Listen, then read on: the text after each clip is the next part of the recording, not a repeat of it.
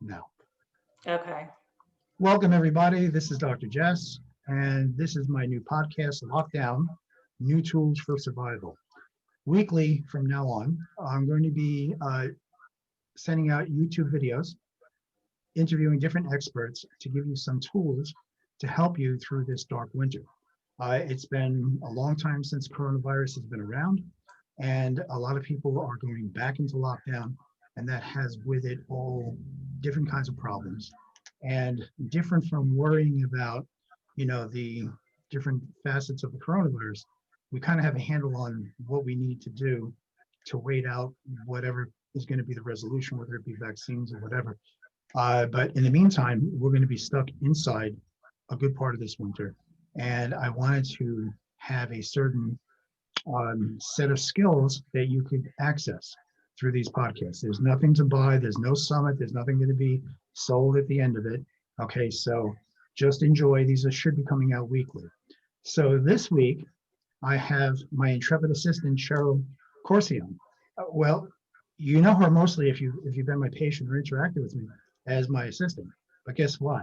She's a healer in her own way. She is a transformational quantum healing coach and emotions coach. She's a certified integrative health coach, certified health specialist, certified in nutritional counseling. I'm always afraid she's going to take over my job. She's received certifications from Trinity's School of Natural Health and the Institute for Integrative Nutrition.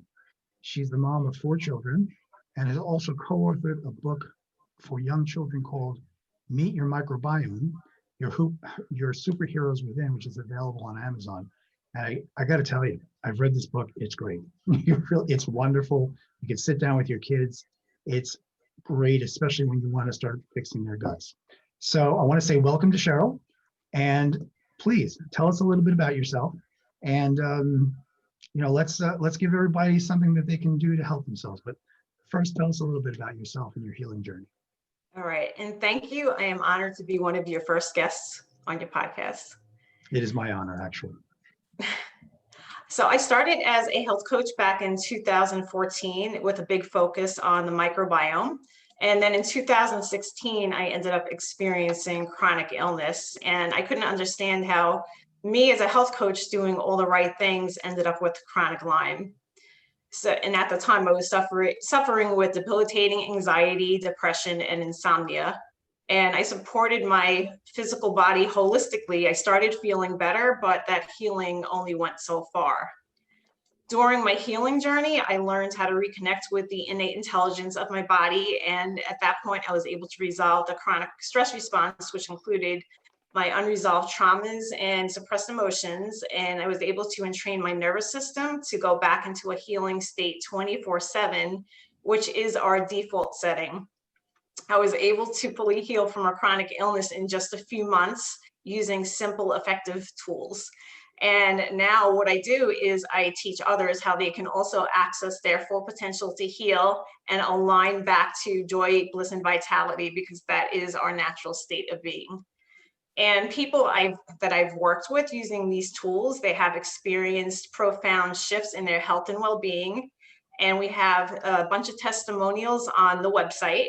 And some of those testimonials include resolving anxiety, resolving chronic stress, chronic pain, even improving your libido. And someone was able to resolve an ongoing affection that they had after one session. And I also have a passion in teaching and empowering parents and children these life-changing tools also. And I do share some helpful resources on the website and also in my Conscious Parents, Conscious Kids Facebook group. So you think she's just hanging out, working for me. She's actually a very active healer. And this is something that you've worked with me also, and I've been very impressed with the results. But exactly what is transformational quantum healing and emotions coaching? It's a nice phrase, but what is it exactly? Yeah, so during a transformational quantum healing session, you connect with your body all the way down to the subatomic level, and I guide you into a relaxed state using your breath. And once you're in that state, you can access your subconscious and you're able to access the energy of suppressed emotions and unresolved traumas that is located there. And in that space, you're able to dissolve and neutralize it. So then the trauma fades away and you're no longer a victim to it. And then you could move forward. And part of doing the process is coaching you through your emotions in a safe, non-judgmental space. That is so cool. And as I remember, there's nothing to buy here. There's no machine made.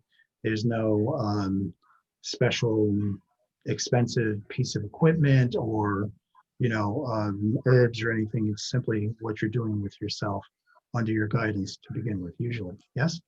Yeah, and I just want to talk a little bit about emotional intelligence. Please. Okay, so I teach people how to apply emotional intelligence and conscious deep breathing because it's absolutely necessary for your health and well-being and also for a resilient immune system. And I didn't realize the impact of that until I personally experienced chronic illness. Most people have never taught how to allow themselves to fully feel their emotions. And then we're also disconnected from our bodies and we're not breathing properly. And then we also don't want to feel uncomfortable emotions. We only want to feel the good emotions.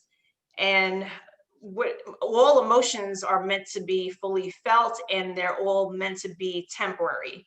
But what happens is if you don't allow yourself to fully feel your emotions, you end up suppressing them.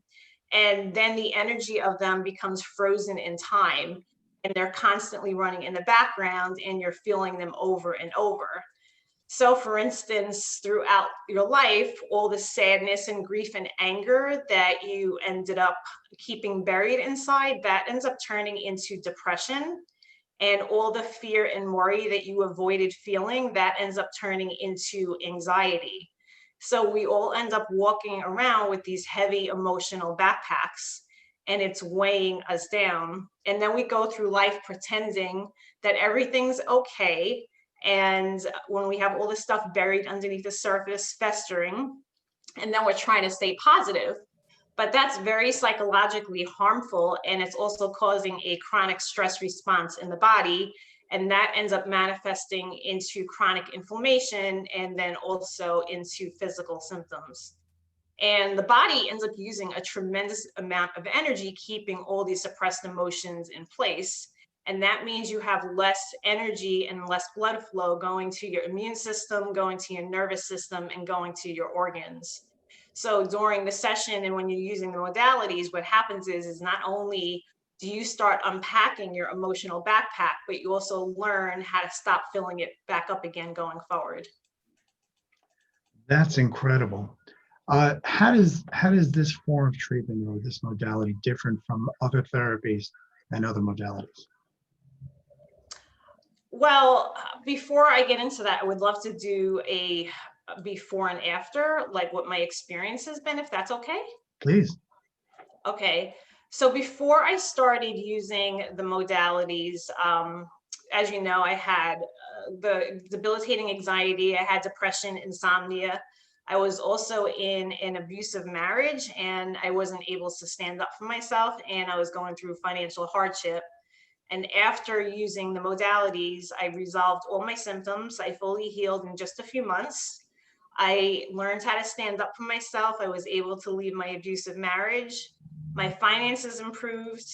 I learned to have a healthy relationship with myself and create healthy boundaries. And that's now rippling out to all the relationships I have in my life.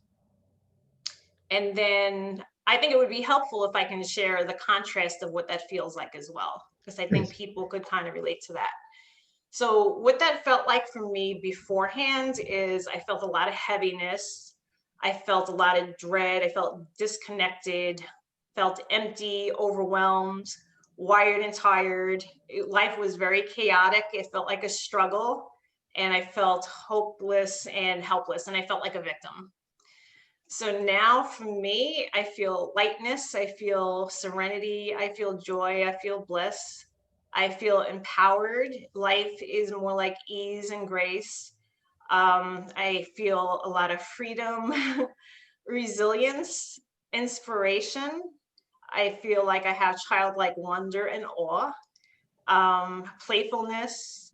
And what's really profound is I also feel the pulse of my divinity flowing through me and throughout all the cells of my body. And I can feel that radiating out from me, out to others. And now I experience and see life through a whole new, totally different lens. I'm able to see the highest purpose in everything. And for me, I feel like chronic illness was a gift because it was a catalyst that led me back to myself in order for me to remember my divinity and for me to reclaim it. And I really feel like my experience and transformation is a testimony for what's possible for everyone. And it's my wish and my mission for everyone to be able to feel the state of being for themselves, because joy, bliss, and vitality is our natural state of being, and it's our birthright. This is really important because during lockdown, there's a spiking of anxiety, depression, increase in alcohol abuse, drug abuse, and just being stuck together for a long time has had its difficulties. So this sounds like something that somebody can do to help not only mitigate those symptoms, but start getting at the deeper issues that have been affecting their lives in the long term. Absolutely. So since we tend to think of things from the symptom point of view, what does this modality, what can this help with? Well, yeah, so this actually can help with a lot of different things. And I also want to quickly share how this is different than other modalities. So there's a lot of different modalities out there, and some of them may be helpful. They may provide temporary relief. And there's some modalities that are actually just provide coping methods, which is to help you avoid suffering. But with this modality, it actually gets to the root, so you transcend your suffering. So when the emotional charge is no longer there, it no longer has power over you, and then you're free, you're no longer a victim. And the experience is a somatic, you feel it, you can feel the alchemy actually taking place. It's a somatic experience. In a sense, you're transforming your pain into pleasure, and you're transforming your trauma into wisdom. And we'll be demonstrating that later as well, just to do the modality and what it feels like. That's a great explanation as to exactly what it does. Mm-hmm. What symptoms or conditions somebody's experiencing? I know it's probably practically everything, but in what we're specifically targeting, what usually happens during lockdown that people are really going to need a tool with. What can this modality actually help? What have you seen? What transformations have you seen of people who have been anxiety ridden or severely depressed, or what other things can this help?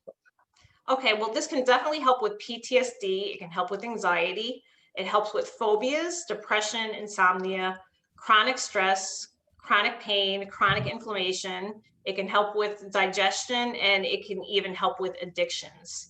And because addiction sometimes is a way of escaping and avoiding, which really, something that you experienced in the past. Some benefits immediate would be you get immediate relief. You're balancing your stress response, which is really important. You're stimulating your vagus nerve. You're reducing inflammation when you do the process.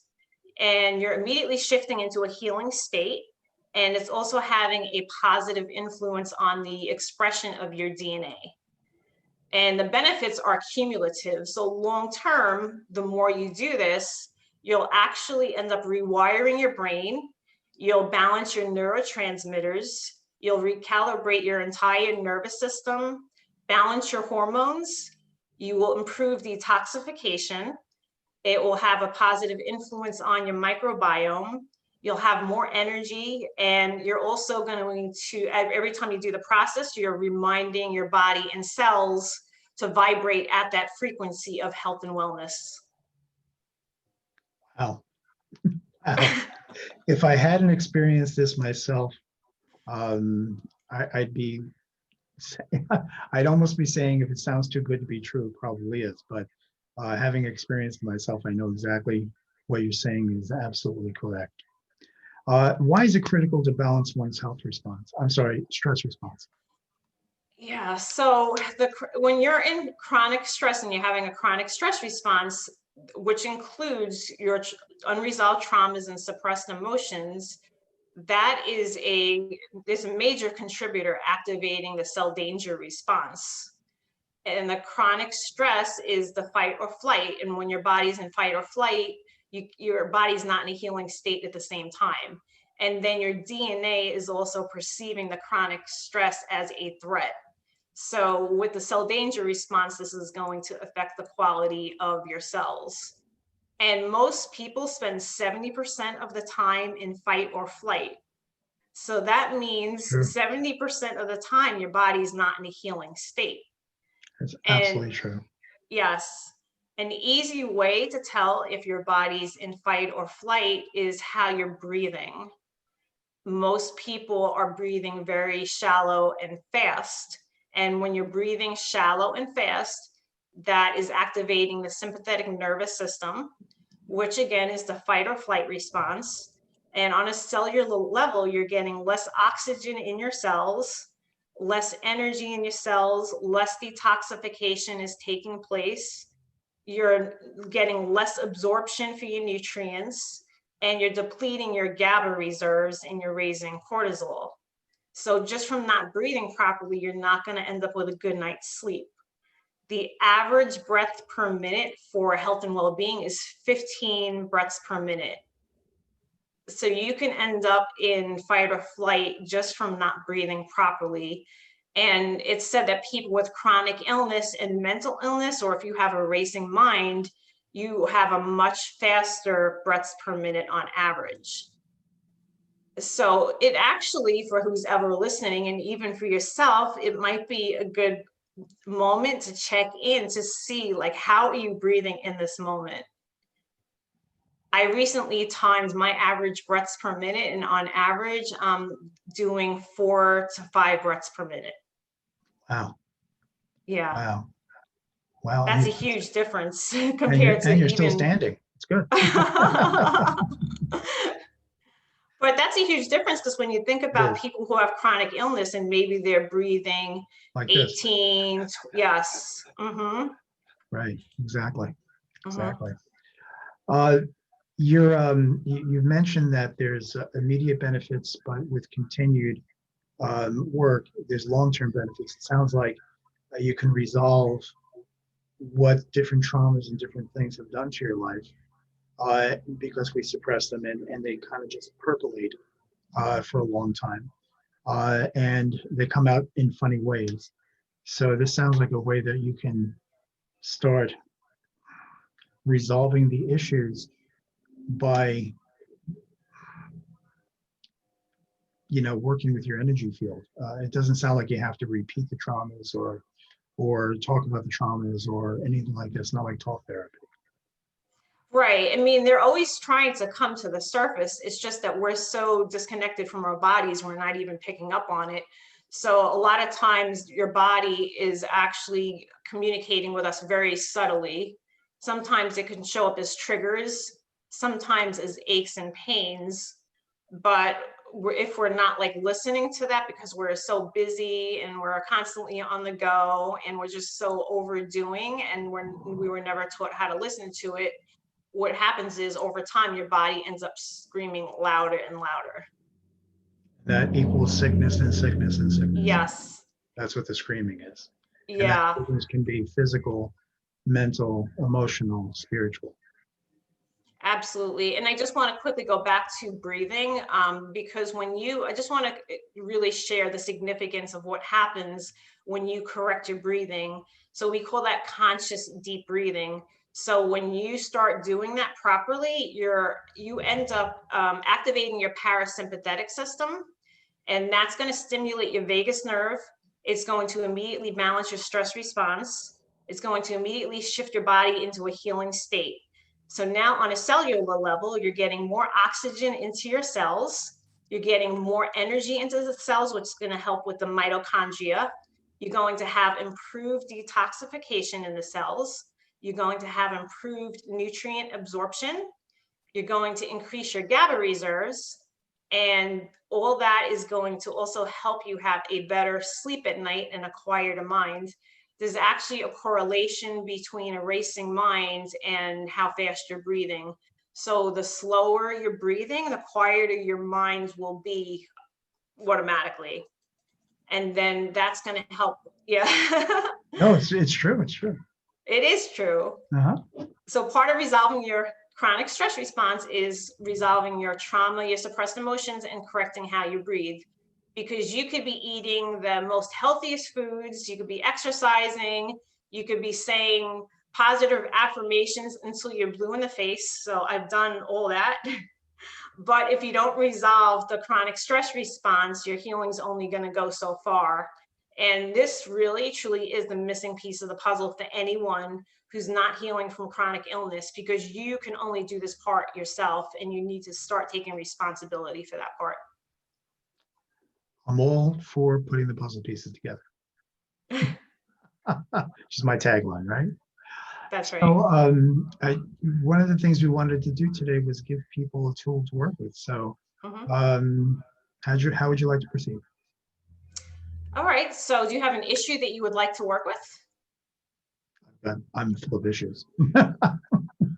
Okay. Well, anyone who's watching this, what they can simply do is pick an issue. So maybe there's something coming up in regards to the lockdown.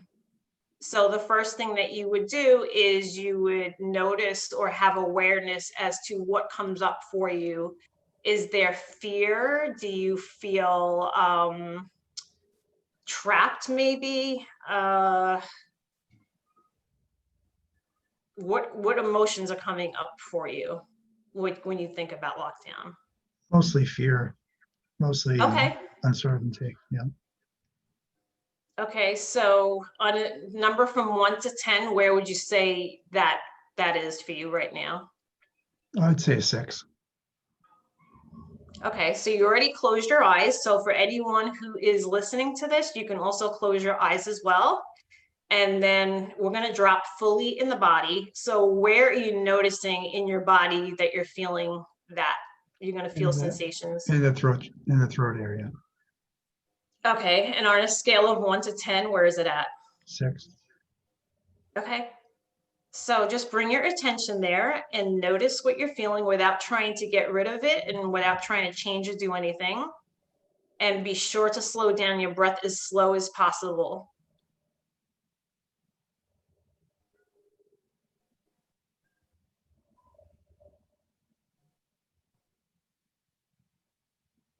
So when you're doing this, you want to make sure that you're inhaling through your nose with long inhales and then long exhales.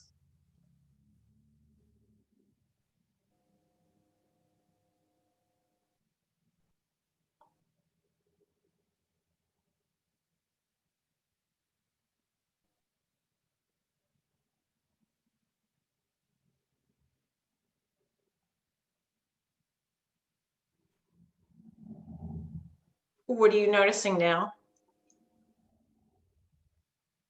The feeling in here is diminishing. And from 1 to 10, where is it at? Right now it's about a 3. Okay, let's just stay with it for another minute or two.